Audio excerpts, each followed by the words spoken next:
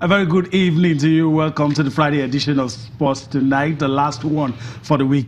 I'm Yemi Adebayo. It's going to be a loaded show tonight. We have a lot on the women. We're going to be talking about the Women's Waffle Cup. We're going to be talking about the uphill task, which lies ahead for the Flamingos. We'll talk about that. There will be a way in Cameroon hoping to cancel the first leg deficit. Is it possible? Is it not? We'll talk about it on the show tonight. We will also talk about women's football development in Nigeria. What are the steps being taken to ensure that women's football in Nigeria continues to grow rapidly? We will also talk about the English FA Cup matches currently going on. We'll talk about that as well. We will also, today's Friday. We will do our best to talk chess on the show. We'll leave time for bar sports, and our focus will be on chess tonight. Babatunde Ogushiku will join us in the later part of the show to talk chess tonight. But before I introduce my partner on the show to you, let's quickly bring you into all that we're doing. Let's let you know that you are crucial and you're an integral part of this show. You can get across to us on Facebook, Channels Ivan Sports. That's how you can post your comments and we'll read it. We'll feel your pulse and know what's going on, what you feel. Are there things you feel we should be talking about on the show tonight? Let us know. You can also get across to us on Twitter, the handles that you have right there on your screen. We promise to keep it interactive. Just send your tweets. We will do our best to read it. Also today, there was a rescheduled game in the Nigeria Professional Football League. I have the privilege of having someone that saw that game. We will talk about that game today. Talking about MFM and Aqua United. We'll talk about that on the show. We will also take a look at the domestic scene, see what is happening right there as we take a look at week 9 fixtures in the Nigeria Professional Football League. All right, so get busy with us tonight. Let's make it interactive. Let's make it a dialogue. Let's, be a part of the show. Let me quickly introduce my partner to you tonight. Alfred Okoligbe joins me tonight, and he'll be here for most part of the show. Alfred, let me welcome you to the show this lovely Friday evening. What a day to be here. Thank you very much. I'm delighted as ever to be here. It's a Friday. It's not, especially for this season, I think this is the first Friday's game that we're seeing in the MPFL. That's good. And for the home teams, it was more like a continental game. Both teams involved on the continent. Contrasting result for them. Next week is going to be crucial for both teams. Champions League and CAF Confederations Cup. We'll see how it goes. But I'm delighted to be here, Yemi. All right. Thank you very much, Alfred. Of course, we'll get to that later on the show, talking about the CAF Champions League and the CAF Confederations Cup.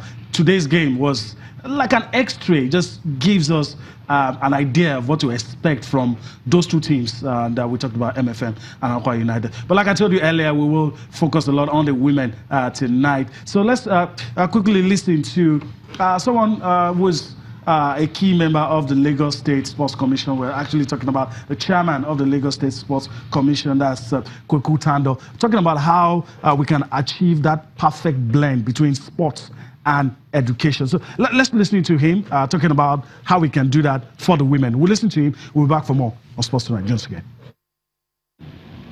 Lagos State is open, and we want to use this opportunity to also tell the whole world that we are waiting to host. Just bring a good sporting event, and His Excellency will support. I'm sure we'll be having an exciting time at Agege Stadium. But particularly interesting is the fact that there is also the mentoring aspect that has been introduced into this program.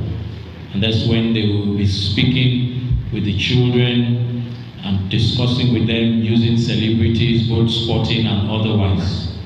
I think the impression and the impact that will have on those children will be something that will last them all the days of their lives. And not only that, it will help to make an impression to them that even through sports and education, you can make a living. And that's what we're trying to push in Lagos State now. For our youth, that sports without education is not yet complete.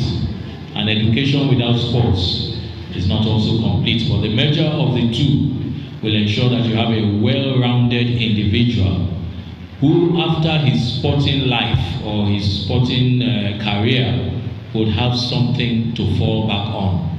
And I think that's something that's very important to us in Nigeria now, because every day we keep on hearing of our ex-stars, ex-athletes, ex-internationals suffering in destitution, in poverty, and that's not the way to go. So we believe in Lagos State that if we encourage sports and education, we will reduce drastically those sad stories of the future. Welcome back, Kweku Tando, making those comments at the press conference to herald the Champions Shield. While a lot of focus were on the two teams that will be playing, that the host of the event was going to be supporting the organizers, are saying they're looking at ways where girls could be mentored. How they can be that how they can strike that balance with sports and education, and all the things we see about professional sportsmen and women, the life they live after they leave the sport that has brought them fame, prestige, and honor. What we see, how they live their life, that it will not be the case for these youngsters as they look to have a life, especially in football and sports. It's always good when you, like everything you do in life, they say he who fails to plans to fail. Yeah. I think the women's league, as it were, have spot on with this Champion Shield. First, the essence is to the cup champions play the league champions. We all know that Nasarawa United won the league via Super 4 that they won in Benin, and for the cup, the ITO Cup, we are witnesses to how Rivers Angels, I beg your pardon, Rivers Angels, Nasarawa Amazons. Did I get that right? Or did I say United? It's Amazons. Okay, it's Amazons. Okay, and doing a program like this, and it's kudos to Lagos State government for accepting to host an event like this and put this together. And that mentoring aspect of it is something that should excite everybody that's involved with the women's game, because you look at it, when it comes to opportunities for women, we have limited opportunity, because at certain points in their lives, that, okay, get married, do some other things, and take care of the kids, and raising families and the rest of them, it becomes a big challenge. Even their active years in sports is cut short. It's cut by for some of them. Things that are common to nature. The case in point, the basketballer that we thought was going to be at a major basketball event, only saying that, oh, I've pulled out, hubby wants me to come and let's take care of the family and the rest of that. So it's for women. I think the challenges for women is more. And so if they have a program where they can really mentor these young girls, to really show them, it's a question of just showing them the way. They can always find a way. Show them the way. This is how it's going to be, because whether you like it or not, you have to create that platform where people can really stand on your shoulder and see very far. I think for them to have done this, they should be commended for it. It's exciting to know that a program like this is coming up. We told that March the 4th is when it will happen at the Soccer Temple, Teslim Balogun Stadium, and really looking forward to it. How they will get as many girls, like I'm always an apostle of get as many people as possible into that fold.